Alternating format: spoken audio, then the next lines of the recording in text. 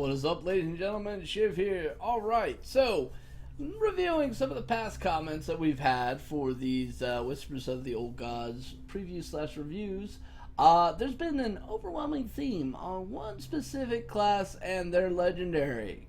And I'm paraphrasing and quoting at the same time. Where the fuck is my hunter's legendary? Not even kidding. Apparently people really love Rexxar, so we're going to talk about that. But first, you guys, love what you're doing in the comment section. Love the support. Love the interaction you guys are having. I'm seeing people asking questions. Somebody else is jumping to it, answering the questions. You guys, this is what community is about. This is how you form these bonds. This is how you make a game stronger. This is how you increase your enjoyment level. How you connect with people, all right? I love that, all right? Alright, as we all know, I'm a little bit older, so to me, when gaming first was around, we all congregated in arcades. Well, that transitioned away, and we've lost some of our humanity in that aspect. So I love seeing this, regaining some of that humanity. Good on you guys. Love you for it, so keep up the good work. Alright, so let's get into these cards. We have two cards. We have a Hunter Legendary, and we have a Druid that's equally just as scary. Alright, so let's start it off with Princess Haran. 5 mana, 6/5 beast. That alone is pretty fucking spectacular. I've complained forever today that beasts that hunters have access to are pretty fucking trash tier. Not even gonna lie, they have been garbage. So underrated. And with, you know, Blizzard taking the fucking nerf hammer to things such as Starving Buzzard and things of that nature, developing any kind of, you know, consistency with anything beast and or hunter has been a real struggle, guys. It's been a real struggle. So yeah, it's pretty much forced hunters into one of two directions: pure to the face or some sort of mid-rangey shit. Now yes, there is technically the death trap control. That's nowhere near as good, but still a lot of fun to play. But here we have a beast that, 1, is really good statted, 2, really good priced, and 3, has a bonus effect. So let's talk about this battle cry. Trigger a friendly minion's death rattle effect immediately. Trigger a singular friendly minion's death rattle effect immediately. Okay, so I want you guys to sit back and count how many death rattles there are. Okay, you know what? This is going to take too long, and you're going to have to take off your shoes and probably somebody else's. There's 22, alright? Of which not many are good. Maybe 5 are optimally viable, and the 2 top on that are going to be Highmane as well as Sylvanas. And a really strong contender for 3rd place, like, and almost 2nd place, would be the Anubasath Sentinel. The rest of them are either counterproductive, self-damaging, or just not overly good. There is an argument to be made for, say, Wobbling Runts and Cairn, alright? In all honesty, Cairn and Sylvanas kind of occupying that same slot, right? So, but ideally it's most likely going to be used to get value off of Highmane, which we've always done. Now, again, guys, this is only what we have and know about right now. There could be more that are coming out, all right? We've only seen just a little over half of what is going to be in the set, not to mention the fact that we still have an adventure mode and another expansion slated for later on this year. So, while right now the intrinsic value of this card is not overly spectacular, it is not with, you know, completely bad. Now, there's also one other scenario I want to put out there, and this is one of those Magical Fairy Christmas Land scenarios here. So yeah, you play the new Deathwing out, and then you play this. Hey look, you get to keep your Deathwing, and you got the effect off. Yeah, that's probably one of the biggest values that you could do with it. But again, you're going to have a whole bunch of dragons in your deck, which means you've had to sit there with these dragons in your hand for a long time in order to get these values. And let's be honest, that's probably not going to be overly good. Not going to be overly good, guys. So yeah, but I had to put it out there because I know somebody's going to bring up that. And the first one of you who says Major Domo, no. Yes, it's a 19 damage combo, but no. Bad. That's so bad on so many levels, and you know it's so bad on so many levels. Alright. But I like the card. It definitely is making me think that we're going to see more death rattles. And they're definitely trying to push Death Rattle into 2 classes, most notably Rogue and Hunter. Which, by the way, Rogues have access to, I think, about like 24, 25 more minions. Or 25 total minions versus Hunter, who only has access to 22. So obviously, like, those Death Rattle decks are going to be a little bit stronger than Rogue just because of the diversity of what they could do. I mean, fuck's sake, they got a Death Rattle Legendary, alright? Trust me, if you could get that Legendary in with this Legendary, you could have some serious fun in Hunter. But you can't, so stop crying. But I think this card is quite amazing. I think on its own, it could do some pretty good stuff. The sheer fact that you can get value out of, say, high main is pretty damn good. And you get a 6/5 body with it, so if you have a high main down, they don't kill it, boom, you put down another 6/5, and you spawn out some of these, those little hyenas, bam, alright? That's value, guys. That's some serious value. And then you get brawled, or then you get, you know, some sort of board wipe. That happens. There's quite a few board wipes that are out there. Equality, brawls, you know, so definitely don't think that this is going to be like the end-all be-all combination. And also, when you're comparing it to some of the other decks that are most likely going to be dominant in the meta, with, you know, the Cthulhu-based decks in Druid and Warrior being really strong contenders for top tier, it's going to be really difficult for you to get any traction. I mean, especially against Warriors. Warriors are going to be able to armor to some insane values. Not insane, but unsane. Never before seen. The likelihood of 100 armor warrior is becoming a higher reality now. A disgustingly higher reality. Mind-boggling. So yeah, guys, if you think that this is going to change any of that, it really won't. It really, really won't. So it's a cool card. It's got a lot of potential, but at current value right now, the Death Rattles are just not strong enough to make me think that Hunter is going to maintain any top consistency as a top ladder dominator and or even a tournament dominator when in comparison to some of these other decks that are looking to take the mantle of most consistent deck. So it's a great card, don't get me wrong, but I think we're going to have to wait and see more before we can honestly say that this card is going to make or break Hunter. Alright, so now moving on to the next card, we have Dark Akua. Though, to be perfectly honest, I don't really ever think I've ever seen a light Akua. You know, they've always been like shrouded in mystery and fell energy and shit like that. Which is kind of weird that they're sitting here as a druid, but fuck it, let's just move on. 6 mana for a 5/7 taunt. Alright, so obvious argument goes, or I could spend 1 more mana and play a 5/10 taunt.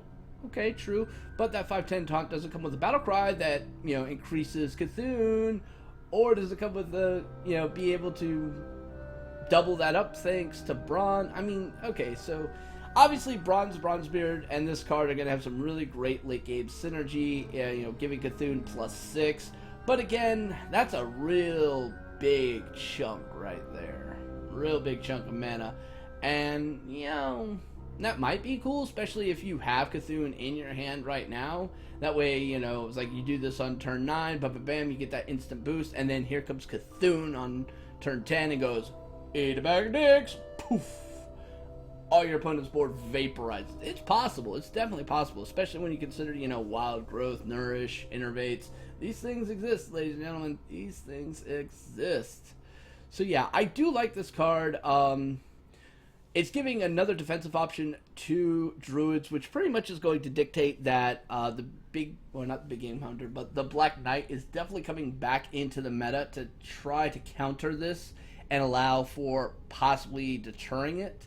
So yeah, and I wouldn't mind the Black Knight killing this. If the Black Knight's killing this, he ain't doing shit to my bigger tree. Alright? And let's be honest, anybody who's ever played Druid, you play down that big tree only to have it die to the Black Knight, how bad do you feel? How crushed are you to see your biggest taunt die? And now some people are like, well, that's not the biggest taunt, you know, they've also got that Ironbark Protector. No, that's still 8 life, alright? This tree had 10, thus bigger taunt. So yeah. But it's soul crushing when that happens. It really is soul crushing when that happens, ladies and gentlemen. So yeah, I'm okay with losing this to the Black Knight. Now, I want you to think about this. This actually gives druids access to how many taunts now? My God, they have a plethora of taunts available to them. They can literally run the curve of taunts quite nicely, you know? So, yeah. We could see pure defensive taunt decks, though those have never worked out overly well in any sort of meta, but it is now feasibly possible and a lot more consistent. But I think where we're really going to see this excel in is just the pure Cthulhu decks, alright? And this guy is another example of why I kind of feel like they need to change the way Innervate works, because being able to consistently get this guy out on turn 4 is a scary scenario. This on 4, I don't even want to play anymore. I'm going to tell you right now, this comes out on 4, I don't want to play anymore. 2 reasons. One, I'm going to have to trade my entire board to deal with it, thus leaving me absolutely nothing to apply pressure to their face, and I lose all my tempo. And they gain significant advantage here. I mean, this guy can literally trade 3 to 1 if it comes out on turn 4. Not even kidding. Alright, so this is not something I really ever want to deal with. But this might actually be exactly what the Druids need. Now, traditionally what they would use is the Druid of the Claw. They get that out on turn 3 using Innervate. Boom, that would hold them. But, you know, there was always Hunter's Mark. There was always Ironbeak Owl. So, you know, you could kind of get around that. Well, hey, so, yeah, you take care of that. Then here comes this bastard right on the back end next turn. And now what do you have? Alright, you're back to that same scenario where you have to trade everything into the biggest taunt.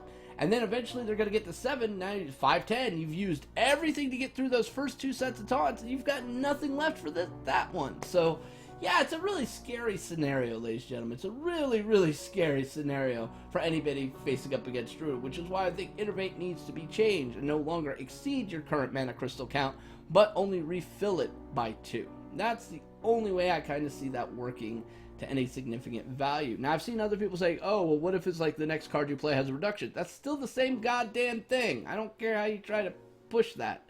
Alright, it's still the same basic principle. Except for now you can't pull some of these really wonky combos, but you still can. I hate to break it to you. You still can. All the same problems still exist. So, yeah. But this is a scary card. This really is a scary card. Will this card be used? Hell yeah, this card's going to be used.